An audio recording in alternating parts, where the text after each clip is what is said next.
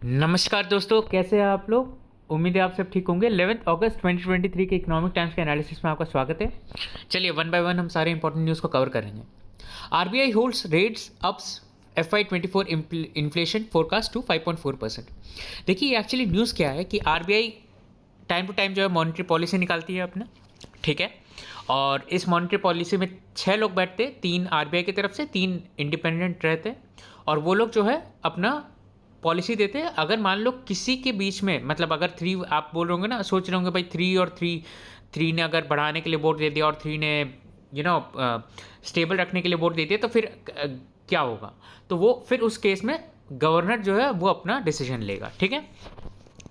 तो अभी के मॉनेटरी पॉलिसी में आरबीआई ने बोला है कि हम रेपो रेट को होल्ड करके रखते हैं। रेपो रेट क्या होता है दोस्तों? रेपो रेट वो होता है कि जिसपे आरबीआई जो है अपने बैंक्स वगैरह को लोन देता है। तो देखिए, अगर आरबीआई अपने बैंक्स वगैरह को लोन महंगे में देगा तो आपको भी लोन बैंक्स जो है महंगे में देगा। तो ऐसे चलते रेपो रेट। तो रेपो रेट को जो है 5.4% रखा गया है, सॉरी, रेपो रेट को जो है मेंटेन किया गया है, और इन्फ्लेशन का फोरकास्ट को 5.4% कर दिया। एक्चुअली आरबीआई का कहना है कि जो वेजिटेबल्स है, ये सब की जो सोरिंग प्राइसेस है ना, उसके कारण ही हेडलाइन इन्फ्लेशन ज़्यादा होने वाला है। हेडलाइन इन्फ्लेशन मतलब देखिए, इन्फ्लेशन के कुछ फैक्टर्स रहते हैं, मतलब सारे कंपोनेंट्स रहते हैं, ठीक है।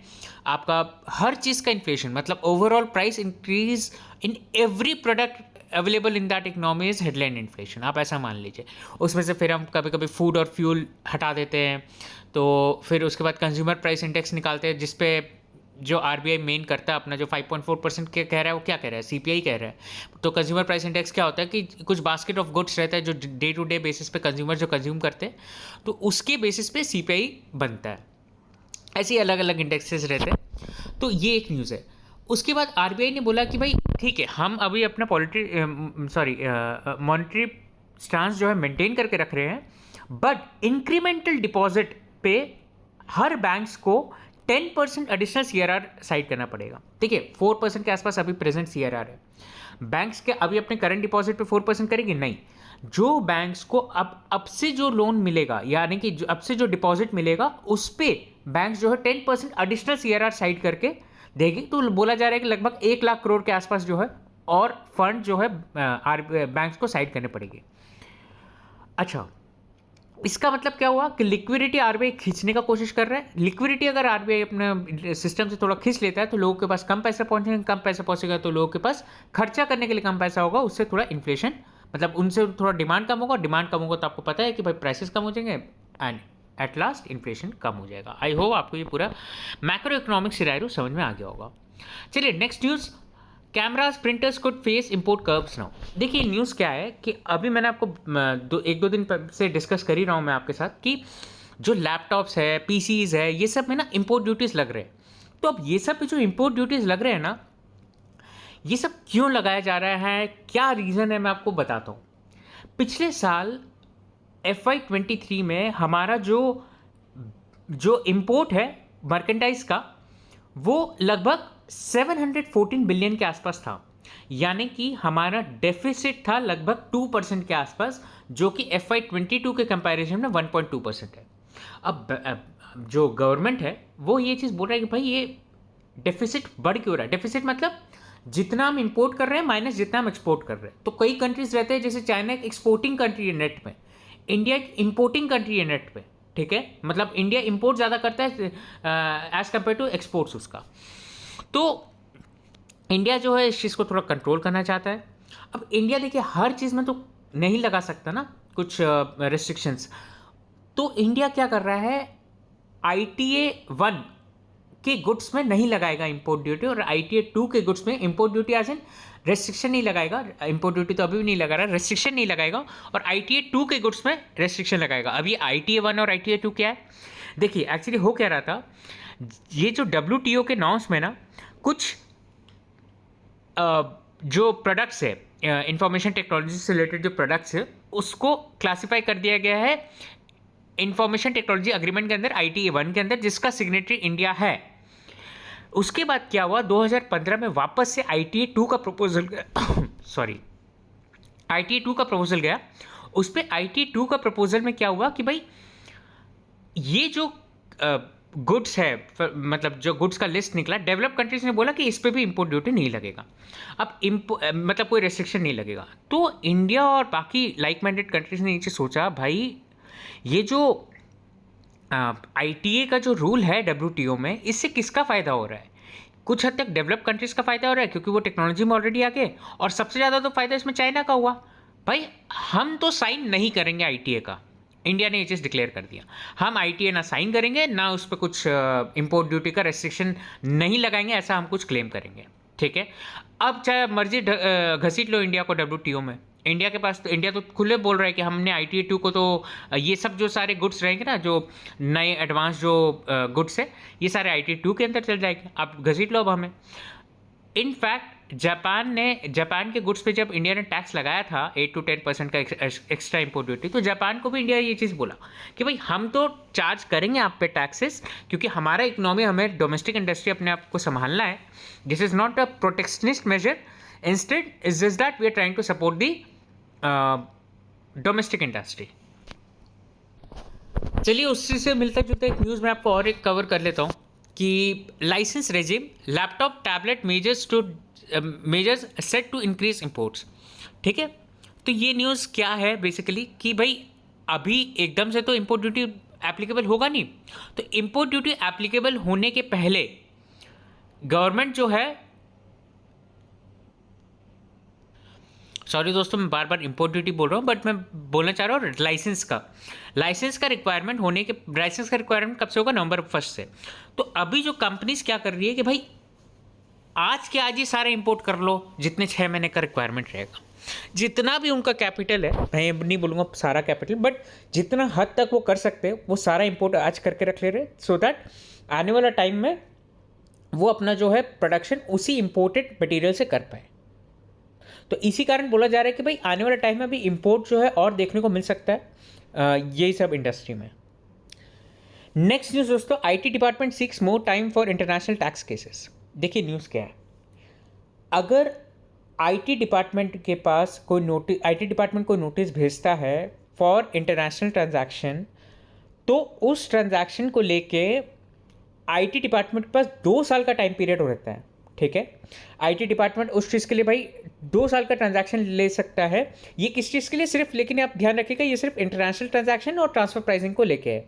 ठीक है, तो अब IT डिपार्टमेंट के पास 2 साल का टाइम रहता है from the filing of return by the SEC। Within 2 years the IT department has to confirm कि भाई उसका लाइबिलिटी अगर एक्स्ट्रा है तो वो कितना है, उसको कैलकुलेट करके बताना पड़ेगा। अब क्या हो रहा है देखिए, एक बीच में ना एक बोर्ड बैठती है जिसे हम बोलते हैं डिस्प्यूट रेजोल्यूशन पैनल। इसमें वही कुछ हाई पैनल टाइप का, हाई लेवल पैनल टाइप का होता है ये, कि भाई इसमें क्या करते हैं कि मतलब जैसे गवर्नमेंट ऑफिसर्स वगैरह बैठ जाते हैं, तो उसमें क्या रहता है कि भाई ये लोग डिसाइड करके बताएंगे 9 महीने के अंदर, और ये ऑफ द कोर्ट का सेटलमेंट रहता है, सॉर्ट ऑफ, आप ऐसा बोल सकते हैं। तो ये 9 महीने के अंदर डिसाइड करके बताएंगे। अब देखिए कोई भी केस जाएगा, इनका टैट रहता है, टर्न अराउंड टाइम रहता है लगभग 9 months के आसपास का। अब क्वेश्चन ये उठता है कि आपने जो इनिशियल 2 साल का जो टाइम लिमिट दिया है हमें from the filing of assessment, from the date of the 2 years from filing of return for that particular assessment year, right? तो वो 2 साल का टाइम पीरियड हम कब से गिनेंगे? मतलब एक तो वो गिनेंगे, बट वो 9 months का पीरियड इसमें इंक्लूडेड रहेगा कि नहीं रहेगा, ये एक प्रॉब्लम रह जाता है। तो अब इसमें IT डिपार्टमेंट ये चीज़ बोल रही है कि भाई हम लोग को गिनना चाहिए, क्योंकि 9 महीने तो हमारे पास केस रहता ही नहीं है, वो तो DRP के पास चल जाता है। तो SEC बोल रही है कि ऐसा कहाँ लिखा हुआ है कि 2 साल का टाइम लिमिट में इंक्लूड नहीं करेगा। बॉम्बे हाई कोर्ट ने ये चीज़ का डिक्लेरेशन दे दिया कि भाई ये वो 9 महीना इंक्लूडिंग 2 years है, मतलब 2 years में जो है 9 months इंक्लूडेड है। अच्छा, ये बॉम्बे हाई कोर्ट के पास क्यों गया आप जानते हैं ये ऑर्डर? मतलब ये केस बॉम्बे हाई कोर्ट के पास क्यों गया और किसी स्टेट के पास क्यों नहीं आया? क्योंकि बॉम्बे हाई कोर्ट का, बॉम्बे का जो रीजन है, a predominant number of transfer pricing disputes, one of the complex areas in tax is dealt in the Mumbai tax departments Mumbai circle, which accounts for almost 30% of the IT's collection. तो इसी कारण जो है ये बॉम्बे के पास गया है। नेक्स्ट न्यूज़ दोस्तों, parliament panel for reasonable upper caps on air fares. देखिए दोस्तों, फ़्लाइट के टिकट्स आजकल फ़्लाइट से जल्दी उड़ जाते हैं, एज एन इतने ज़्यादा हाइक में है फ़्लाइट के रेट्स कि भाई अफोर्डेबिलिटी से बाहर हो जाता है कई बार तो हो सकता है आपके साथ भी ऐसा हुआ होगा कि आपने अपना प्लान कैंसिल किया जस्ट बिकॉज कि फ़्लाइट के टिकट्स काफ़ी एक्सपेंसिव हो गए थे। लास्ट मोमेंट में आपने सोचा कि भाई कुछ प्लान बना लेते हैं, बट नहीं, कैंसिल कर दिया क्योंकि भाई फ़्लाइट के टिकट्स बहुत थे। और जो कि चीज़ होना नहीं चाहिए, flight has become a very important mode of transport जब कोई चीज़ का इमरजेंसी पे जाना हो, ठीक है। तो इस पे कोई कैप नहीं है। गवर्नमेंट अब क्या कर रही है कि धीरे धीरे करके जो है एक रीजनेबल कैप के लिए, मतलब पार्लियामेंट जो है रीजनेबल कैप ऑन द एयरफेयर्स ऐसा प्रपोजल लेके आ रहे हैं कि भाई ऐसा प्रपोजल रहे। फिर कुछ ऐसा प्रपोजल भी रहेगा कि भाई प्राइस लॉक किया जा सकता है। जैसे सपोज मान लो आपको जाना है 10 दिन बाद या 15 दिन बाद, अभी आप देख रहे हो वो 4,000 का फ्लाइट का टिकट है, तो आप अपने हिसाब से कुछ एक नॉमिनल फ़ी देके कुछ पर्टिकुलर टाइम के लिए उसे लॉक कर सकते हो कि भाई मेरा 2 दिन में प्लान कंफर्म हो जाएगा, मैं 2 दिन में इसे टिकट को हाँ या ना कर दूंगा। तो वो भी एक ऑप्शन रहता है, मतलब वो भी एक ऑप्शन देने का गवर्नमेंट सोच रही है। तो इस टाइप का चीज़ के लिए भाई कॉमन मैन के तक एक्सेसिबिलिटी पहुंचे फ्लाइट्स का, क्योंकि आज के डेट में देखिए उड़ान स्कीम जरूर बना था कि उड़े देश का आम नागरिक, बट आपको भी पता है कि उड़े देश का अंबानी और अडानी नागरिक ही है बस। अभी आज के डेट में इतना फेयर हो गया। आई नो मैं थोड़ा एक्सैजरेट कर दे रहा हूँ, बट इट्स जस्ट दैट मेरा कहने का मतलब ये है कि भाई बहुत ही उड़े देश का अमीर नागरिक हो गया, इतना तो मैं बोल सकता हूँ कि क्योंकि गरीबों के अफोर्डेबिलिटी के बाहर हो गया, ये चीज़ तो फॉर श्योर है। नेक्स्ट न्यूज दोस्तों, governor Shaktikanta Das says it is necessary to avoid undue long elongation which may camouflage underlying stress in a loan extension of tenure that has to be performed for a particular period। देखिए क्या ये news सुनने में तो बहुत अच्छा लग रहा है या सुनने में तो काफ़ी डिफिकल्ट लग रहा है, बट ये न्यूज़ क्या है, इतने सिंप्लिसिटी से समझाता हूँ मैं आपको कि भाई क्या होता है कि बैंक्स वगैरह जब लोन एक्सटेंड करते हैं ना कंज्यूमर्स को, तो जहाँ ये लोग देखते हैं कि कंज्यूमर्स की हालत थोड़ी सी ख़राब होते जा रही है एंड हो सकता हो कि हमें रिकवरी ना मिले, तो ये सब क्या करते हैं ये लोग होशियारी से, ये लोग लोन का या तो टेन्योर बढ़ा देंगे, ठीक है, या तो आपको ईएमआई को कम कर देंगे। मतलब दोनों एक ही बात हो गया, लोन का टेन्योर कम करके ईएमआई को, नंबर ऑफ ईएमआईज को बढ़ा देंगे ये लोग। तो उससे क्या होता है कि ये पता नहीं चल पाता कि यार ये स्ट्रेस में है कि नहीं है लोन, क्योंकि देखिए जब कोई लोन स्ट्रेस में रहेगा, जब उसका रिकवरी का थोड़ा चांसेस कम रहेगा, तो उस केस में क्या होगा, उस केस में ये होगा कि भाई लोन जो है वो एनपीए डिक्लेयर हो जाएगा, यानी कि इंस्टॉलमेंट आना बंद हो जाएगा। अब एनपीए डिक्लेयर होने से बैंक को क्या प्रॉब्लम है, देखिए ऐसे भी बैंक को पता है लॉन्ग टर्म में हो सकता है मेरे पास पैसा नहीं मिले, बट बैंक क्या उस चीज़ को डिले करते जाते हैं, क्योंकि आज के रेट में अगर एनपीए बुक कर लिए तो मेरे को उतना ही प्रोविजन बुक करना पड़ जाएगा। तो ये सब चीज़ के कारण जो है बैंक्स डिले करते रहती है। अब इससे ओवरऑल बैंकिंग सिस्टम में ये नहीं पता चल पाता कि भाई एनपीए का चल कितना रहा है, एनपीए का परसेंटेज पूरे बैंकिंग सिस्टम में। तो इस चीज़ को रघुराम राजन ने भी पहले बताया था, जो हमारे फॉर्मर गवर्नर रह चुके, ये अपने टाइम में इन्होंने बताया था, जो कि मुझे एकदम बेस्ट लगता है ये टर्म को बोलते हैं एवरग्रीनिंग ऑफ लोन्स। मतलब लोन खराब होने वाला है और उससे आप एक काम करो, या तो एक लोन का कुछ चेंजेस अमेंड कर दो, मतलब लोन का कुछ टर्म्स को अमेंड कर दो, और या तो फिर आप दूसरा लोन दे दो उसको, पहला लोन को चुकाने के लिए, और दूसरा लोन का नया टेन्योर चालू कर दो। हालांकि रघुराम राजन का एवरग्रीन ऑफ लोन मैंने आपको बताया, जैसे पहले लोन को ख़त्म करने के लिए दूसरा लोन दे दो और दूसरा लोन को फिर आप वापस एक्सटेंड कर दो, वो एक तरीका होता है। और अभी जो बैंक्स कर रही है वो एक अलग तरीका हो गया, जिसको हमारे प्रेजेंट गवर्नर ने ये चीज़ हाईलाइट किया है। तो अब ये न्यूज़ क्या है, न्यूज़ ये है कि आरबीआई जो है अब गाइडलाइंस लेके आएगी कि कैसे कैसे जो है किस किस टर्म के बेसिस पे आप जो है लोन का टेन्योर बढ़ा सकते हो, सिवाय ये सब टर्म्स के आप नहीं बढ़ाओगे, ऐसे आरबीआई गाइडलाइन दे रही है। आरबीआई अभी भी ये चीज़ नहीं बोल रही कि आप इसके अलावा कुछ कर ही नहीं सकते इस दुनिया में। आरबीआई बस गाइडलाइन देगी, ब्रॉड गाइडलाइंस देगी कि आरबीआई का ये चीज़ कहना है भाई हम एक एक बैंक के अंदर घुस के नहीं देखेंगे, ठीक है, आपको जो अपने लेवल पर करना है करो, बट ये सब गाइडलाइन को फॉलो करोगे तो और अच्छा रहेगा। Just a guideline. एक्चुअली क्या है ना दोस्तों, देखिए आरबीआई अगर ज़्यादा स्ट्रिक्ट गाइडलाइन दे देगी ना, तो जितने बैंक्स जो ये एनपीए जो छुपा रहे हैं ना, सब एकदम से बाहर आ जाएगा, और सब एकदम से बाहर आएगा तो आपको भी पता है आने वाला टाइम में प्रॉब्लम हो सकता है बैंकिंग सिस्टम को लेकर। बाकी मैं इस न्यूज़ को और पॉलिटिसाइज नहीं करूँगा। आई होप आप समझ ही चुके होंगे। नेक्स्ट न्यूज़ दोस्तों, special vostro funds exiting G6 not to cause a storm. देखिए ये हो क्या रहा है न्यूज़ में कि मैंने आपको पहले बताया था न्यूज़ में कई बार कि भाई जो कंट्रीज़ के बैंक, सपोज मान लो हम रशिया से अगर ऑयल इंपोर्ट कर रहे हैं तो रशिया का एक अकाउंट खुला रहेगा इंडिया में जिसे हम बोलते हैं वस्त्रो अकाउंट। अब वस्त्रो अकाउंट में क्या होता है कि भाई हम इधर रुपी में पेमेंट करते थे रशिया को, और मान लो अगर रशिया को भी इंडिया से कुछ इंपोर्ट करना है तो वैसे ही इंडिया का भी वस्त्रो अकाउंट रशिया में खुला होगा। तो रशिया को भी अगर मान लो कुछ इंपोर्ट करना है तो रशिया अपने रूबल में जो है उसे पेमेंट कर देगा, हम अपने रुपये में पेमेंट कर देंगे, दोनों आपस में अपना अमाउंट सेट ऑफ कर लेंगे। तो क्या होता है कि ऐसे कई सारे कंट्रीज जो है अलग अलग अपने कंट्री में जिससे वो ट्रेड करते हैं उसमें अपना वस्त्र अकाउंट खोलते हैं। तो इंडिया में भी ऑब्वियसली बहुत लोगों ने अपना वस्त्र अकाउंट खोल के रखा। अब इंडिया में जो लोगों ने वस्त्र अकाउंट खोल के रखा, रशिया जैसे रशिया ने मान लो खोल के रखा, तो अब मान लो अभी 1 लाख, सपोज मान लो 1 बिलियन का इंपोर्ट किया इंडिया ने, ठीक है। $1 बिलियन का जब इंपोर्ट किया रशिया से, तो पेमेंट तो अभी रशिया के वस्त्रो अकाउंट में पड़ा हुआ है।